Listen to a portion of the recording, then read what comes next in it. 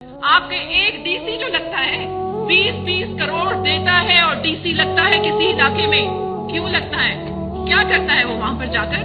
یہ بتائیں نا، یہ سوال آج اس اسمبلی کے فلور پہ میں ٹریجری بینچز پہ بیٹھتی ہوں، میں باپ پارٹی سے تعلق رکھتی ہوں، لیکن حق اور سچ میں ضرور بولوں گی۔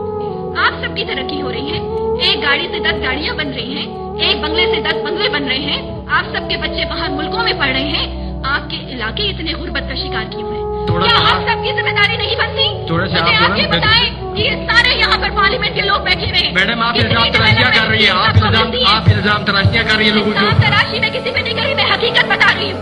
کتنا بتایا آپ بھی جانتے ہیں، آپ میں بھی کی طرف جانتی آئے ہوں، اور یہاں ایوان میں جتنے لوگ بیٹھے ہیں وہ بھی جانتے ہیں۔ شرم سے ہم سب کو ڈوب مرنا چاہیے۔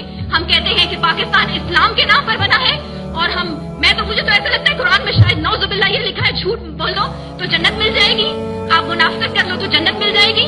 اگر میں یہاں پر یہ بات کرتی ہوں جھوٹ اور منافقت نہ بولے جائیں تو کہتے ہیں جی فرار سیاست نہیں آتی۔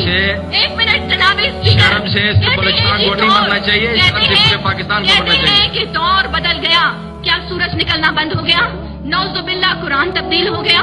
نعوذ باللہ چاند نکلنا بدل گیا؟ کیا دن اور رات تبدیل ہو گئے؟ دور نہیں بدلا، وہی خدا، وہی قرآن، وہی رسول۔ کون بدل گیا؟ میں اور آپ بدل گئے۔ کیوں بدل گئے؟ اس دنیا کے لالچ میں بدل گئے۔ لا قانونیت کی وجہ سے بھی پاکستان اور بلوچستان کے حالات آج اس نہج پہ پہنچے ہیں۔ اگر آپ کے قلم کے فیصلے تبدیل ہو جاتے ہیں کسی ڈر سے، کسی خوف سے، تو چوڑیاں پہن کر اپنے گھروں میں بیٹھ جائیں۔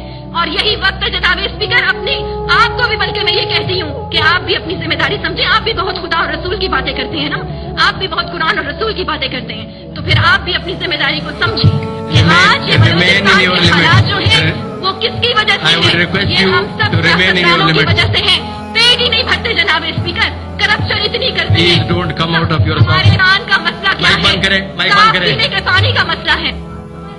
بس کریں madam, that's it. Thank you very much. Mic on کریں خرجہ بولو صاحب کا۔